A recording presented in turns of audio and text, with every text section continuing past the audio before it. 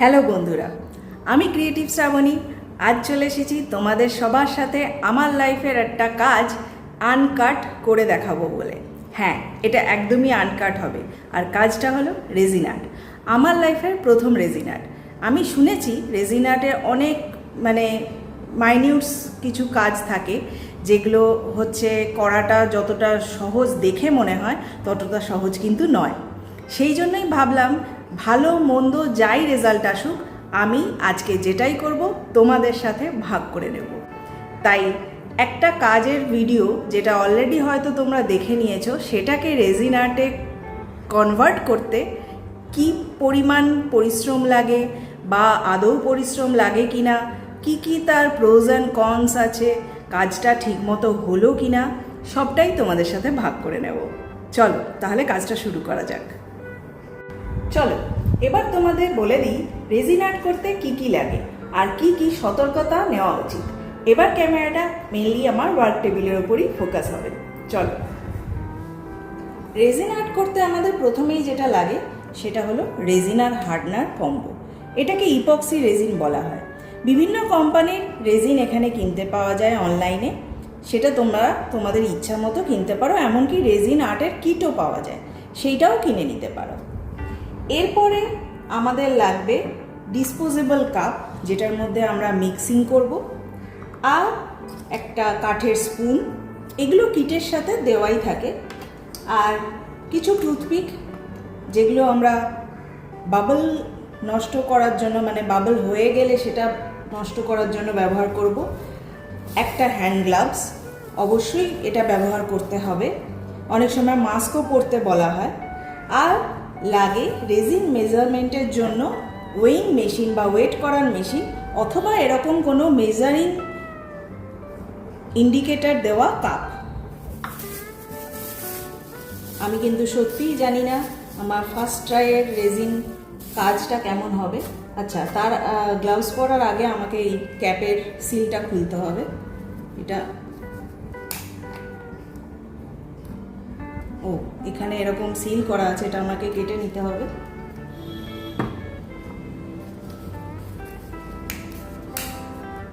এই যে এটা কেটে নিতে হবে।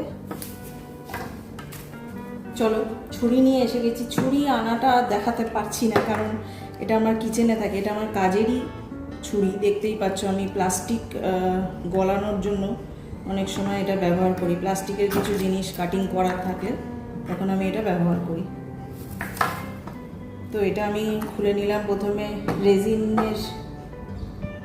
রেজিনের পার্টটা কেটে নিয়েছি, তারপরে আমি হার্ডনার পার্টটাকে সিলটা কেটে নিচ্ছি। একটু ভয় লাগছে, কারণ অনেকে বলে যারা অ্যালার্জিক তাদের রেজিন ব্যবহার করার জন্য একটু সাবধান থাকতে হয়। আচ্ছা, খোলার সাথে সাথে একটা স্ট্রং স্মেল কিন্তু নাকে আসছে।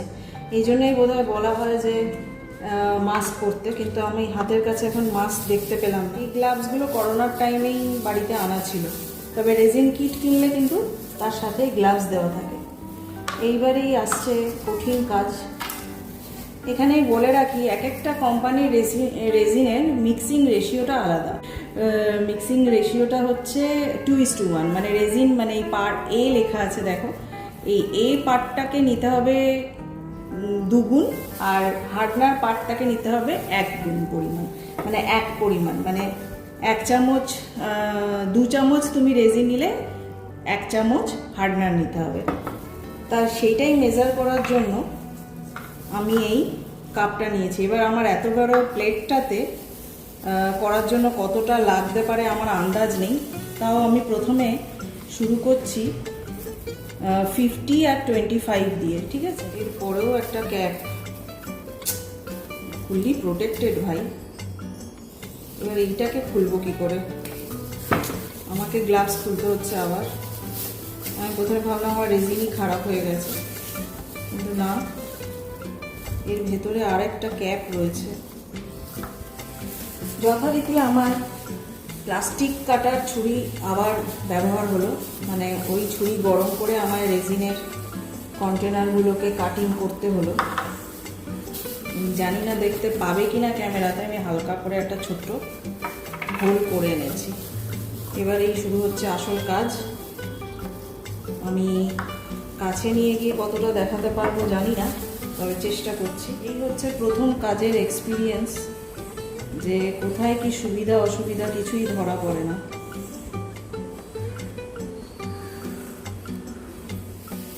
ফুটোটাকে আবার একটু বড় করে এনেছি।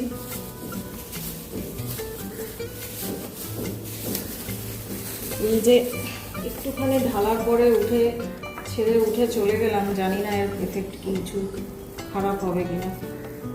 এবারেও যদি না হয় তাহলে আমার রেজিনের কাজ করার আশা ত্যাগ করতে হবে।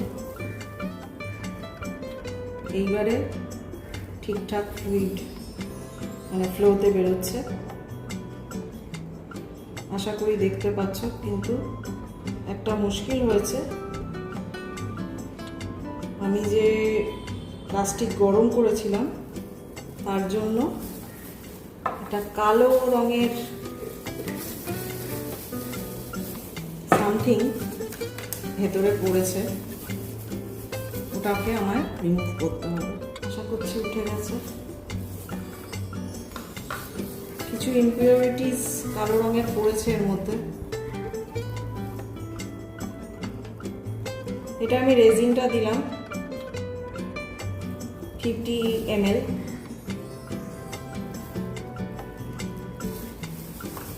পুরোটা ঢেলে নিতে চেষ্টা করতে হবে, ওই জন্যই আমি স্পুন নিয়ে এসেছি।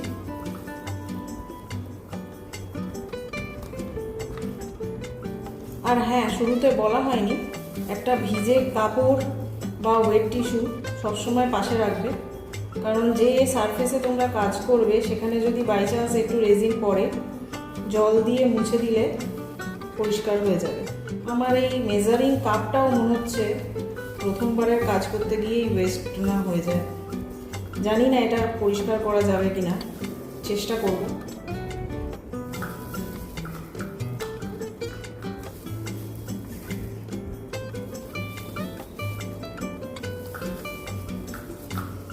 রেজিনটাকে আমি একটা আলাদা কাপে নিয়ে নিলাম। এইবার আমি হার্ডনারটা নিচ্ছি। এটা আমি নেব 25 ml। এইটা তো ভীষণই স্মুথ ফ্লো হচ্ছে, দেখতে পাচ্ছি। এটা হয়ে গেছে 25 ml। এবারে এই ডিসপোজেবল কাপটার মধ্যে হার্ডনারটা মিশিয়ে দিয়ে দেব। আগেই বলেছি আমার এই এপক্সি রেজিনটায় বলা আছে 2:1 রেশিওতে এই রেজিন আর হার্ডনারকে মিক্স করতে হবে।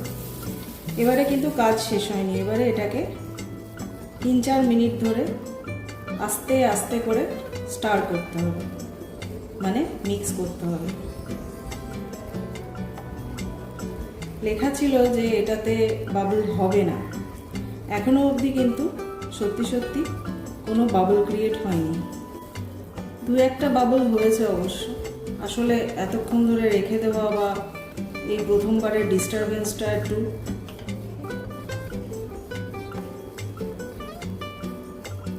এফেক্ট করে গেল। দেখা যাক কি হয়। 3-4 মিনিট বলেছে, আমার মনে হয় 1 মিনিট মিক্স করলেই এনাফ।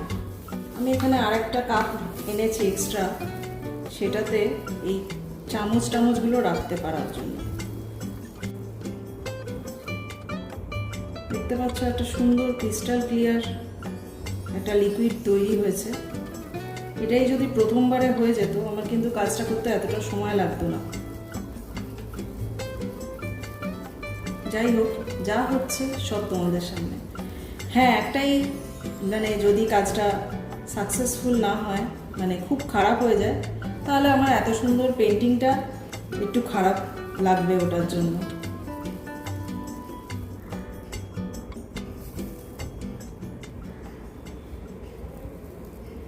চলো, ভগবানের নাম করে তোমাদের পাশে নিয়ে আমি আমার ফার্স্ট পোরিংটা করছি।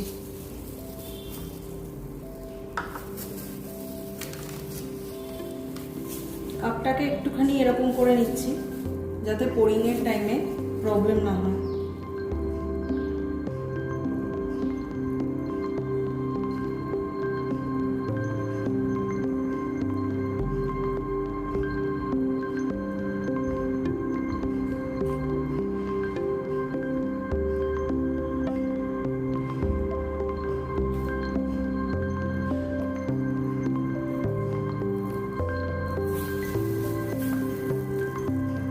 এটাই আমার মনে হচ্ছিল যে আমার প্রথমবারে যে মিক্সিং আমি করেছি সেটা হয়তো অ্যামাউন্টটা একটু কম হয়ে যেতেও পারে, কারণ আমার প্লেটটা একটু বড়ই।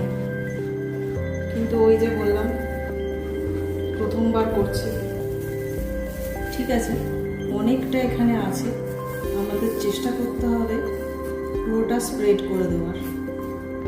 আর সত্যি বলতে কোনো রকম বাবলস কিন্তু হয়নি।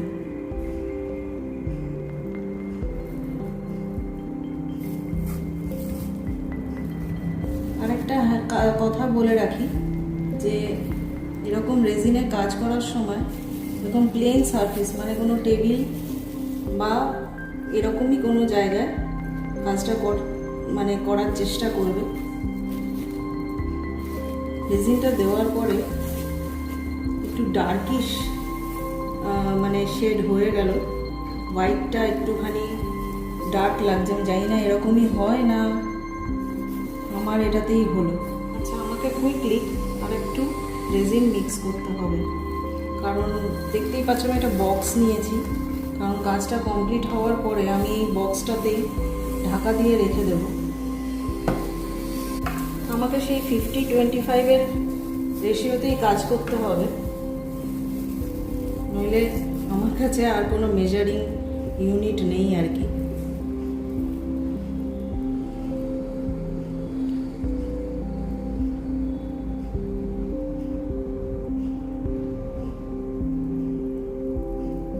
এই ফ্লোতেই যদি ফার্স্টবারে পড়তো তাহলে কিন্তু আমার কাজটা এতক্ষণে হয়তো বা হয়েও যেত।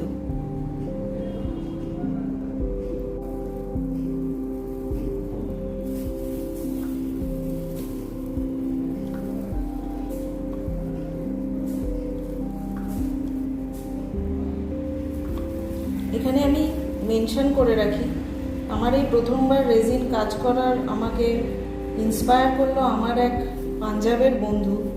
যখন আমি ফেভিক্রিলে ছিলাম, ও পাঞ্জাবের ওই সাইডের ডিভিশনে ওখানকার টিচার ছিল, তো ওর কাছ থেকেই আজকে আমি একটুখানি নলেজ নিয়ে রেজিনের কাজটায় হাত দিলাম।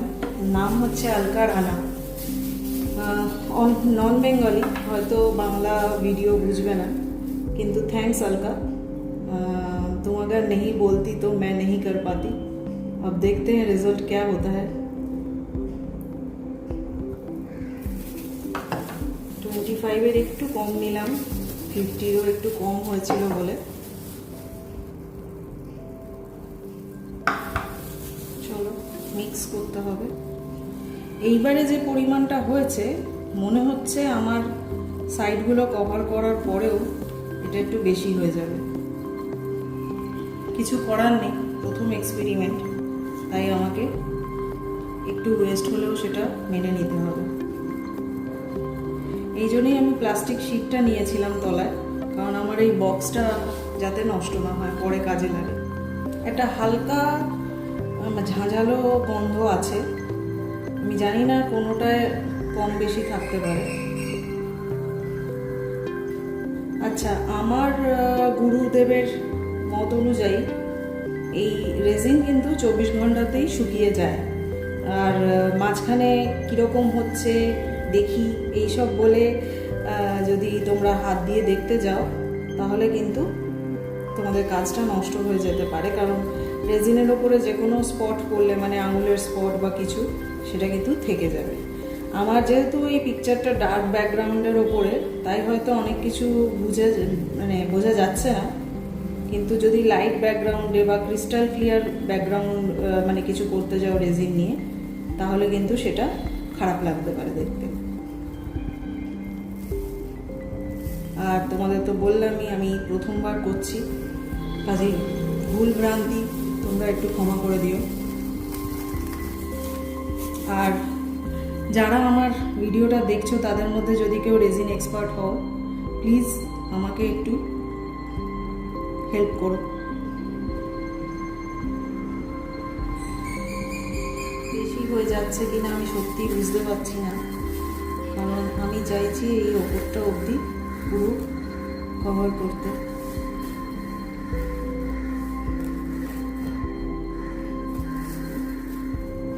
আমি চাইছি না যে আমার এই আর্ট পিসটা একেবারেই খুব খারাপ হয়ে যাক। বুঝতেই পারছো, যে কোনো আর্টিস্টের কাছে তার শিল্পগুলো তার সন্তানের মতো। আর আমি তো এই কথাটা বহুদিন ধরেই বলছি, যারা আমাকে জানো তারা জানবে, আমার মুখে এই কথাটা শুনেও থাকবে হয়তো। আর যেহেতু মানে প্লেটটা সাইডটা একটু উঁচু আর মাঝখানটা ডেপথ, তো আমি চাইছিলাম যে সাইডটা জাস্ট একটু কভার করে যাক, মানে ওই শাইনটা আসুক। আর ডেপথে যতটা ভরাট হয় তাহলে আর কি মানে আমি এটাকে অ্যাজ এ ট্রে ইউজ করতে পারতাম। আর যদি ট্রে হিসেবে ইউজ নাও করতে পারি, অ্যাটলিস্ট ওয়াল ডেকর। মেন হচ্ছে এটা একটা ফাইবারের প্লেট, তার উপরে পেন্টিং করা। এর যে শাইনিং ব্যাপারটা থাকে রেজিনের, সেটাই আমার ভীষণ অ্যাট্রাকটিভ লাগে আর কি।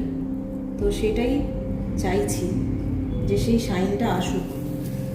আর ফার্স্ট এক্সপেরিমেন্ট, লোকে ফার্স্ট কোনো এক্সপেরিমেন্ট করতে গেলে ছোট জিনিসের ওপরে করে, কিন্তু আমার কাছে সত্যি কোনো ছোট জিনিস ছিল না, মানে রেজিনের কোনো কাজ করার মতো মোল্ড ছিল না। তো ভাবলাম যে ঠিক আছে, এইভাবে এই প্লেটটা পড়েই ছিল, তো সেটাকে করে দেখি।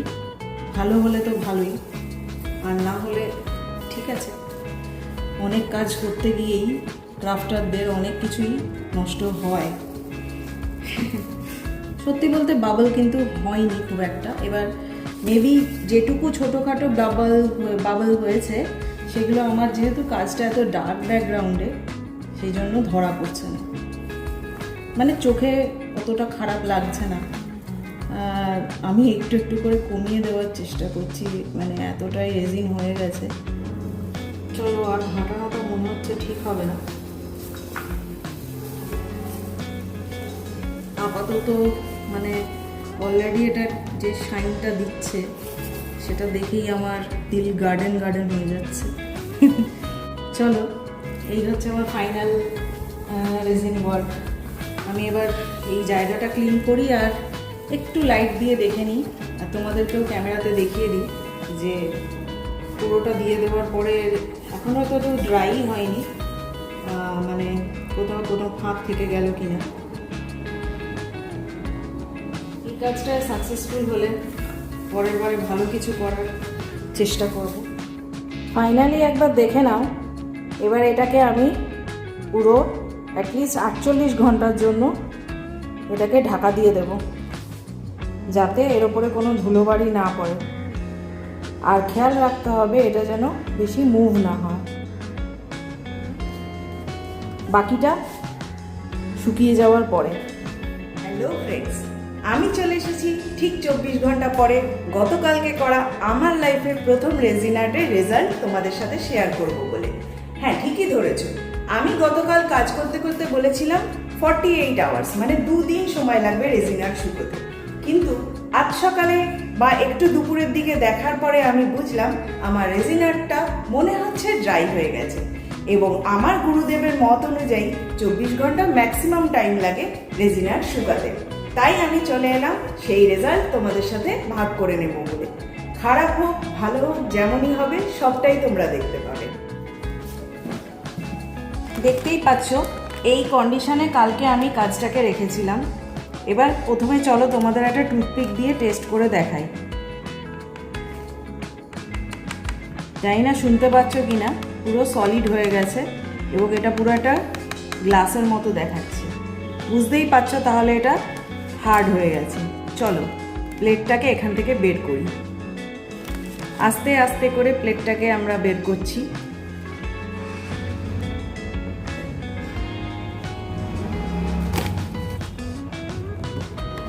একটু অনেক সময় সাইডে লেগে যায়, আমি ওগুলো আগেই ছাড়িয়ে নিয়েছিলাম। এবার তোমাদের দেখাই যে এই পোর্শনগুলোতে একটু ব্ল্যাকিশ হয়ে গেছে। কি করে হয়েছে তোমরা মানে আমারও ঠিক জানা নেই, কারণ এটা হতে পারে রেজিনের গন্ডগোল কিংবা হতে পারে রংটা স্প্রেড করে গেছে, কিন্তু আসল বিষয়টা আমি ঠিক ধরতে পারছি না। কিন্তু ওভারঅল যে শাইনি গ্লসি কাঁচের মতো লুকসটা আমি চেয়েছিলাম সেটা কিন্তু এসে গেছে, চারদিকেই এসে গেছে। এই জায়গাটায় একটু কিছু রঙের প্রবলেম ছিল, কারণ তোমরা জানো যে সাইডটা একটু উঁচু হওয়াতে এখানে রেজিনটা থাকছিল না, গড়িয়ে যাচ্ছিল। তো এইভাবে কিন্তু আমার রেজিনের কাজটা পুরোপুরি কমপ্লিট হয়ে গেছে।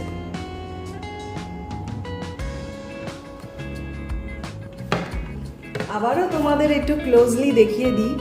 দেখো আমি যেরকম গ্লাস ফিনিশ চেয়েছিলাম এক্স্যাক্টলি সেরকম হয়েছে, এবং কোথাও কিন্তু কাজটার কোথাও কোনো বাবলস আসেনি। এই সব জায়গাগুলোতে একটু কালার স্প্রেড করে গেছে, সেটা তোমাদের আগেই দেখালাম। ঠিক আছে, প্রথমবারের কাজ হিসেবে কিন্তু আমি খুব একটা ফেলিয়ার হইনি। এটা আমি ওয়াল ডেকর বা ট্রে বোথ ওয়েজই ব্যবহার করতে পারি। যারা আমার পুরানো স্টুডেন্ট বা বন্ধু যারাই আছো তারা তো ভিডিওটা দেখো, কারণ তোমরা যদি প্রথমবার রেজিন আর্ট করছো তাহলে তোমরা এই ভিডিওটার থেকে শিখতে পারবে আশা করছি। কারণ আমি যতটা পেরেছি আনকাট আমার এক্সপিরিয়েন্সটা তোমাদের সাথে শেয়ার করেছি। কোনো তোমাদের জিজ্ঞাসা থাকলে আমাকে কমেন্ট করো, আর যাদের কাছে আমার ফোন নাম্বার আছে আমাকে ডাইরেক্ট হোয়াটসঅ্যাপে মেসেজও করতে পারো। আর যে সকল বন্ধুরা আমাকে প্রথমবার দেখছো, আমার চ্যানেলে নতুন এসেছো, তারা প্লিজ আমার চ্যানেলটাকে সাবস্ক্রাইব করো। কথা দিচ্ছি নিরাশ হবে না, কারণ আমার চ্যানেলে তোমরা দেখতে পেয়ে যাবে নতুন নতুন ভিডিওস, আর আমি যেখানে যেখানে ঘুরতে যাই সেই সব জায়গার সুন্দর ব্লগ, এবং জায়গাটাকে যতটা পারি আমি তোমাদের সাথে এক্সপ্লোর করে সেই জায়গা সম্বন্ধে বলে একটা সুন্দর ব্লগ তোমাদের সামনে আনার চেষ্টা করি। আমাকে সাপোর্ট করো, আমি তোমাদের কাছে নতুন নতুন ভিডিওস নিয়ে আসবো যেগুলো তোমাদের দেখতে অবশ্যই ভালো লাগবে। ভিডিওগুলো বাচ্চাদের সাথেও শেয়ার করো যাতে বাচ্চারা নতুন নতুন ক্রাফট শিখতে পারে। তাহলে আজকে এখানেই ভিডিওটা শেষ করছি। পাশে থেকো, সাপোর্ট করো, টাটা।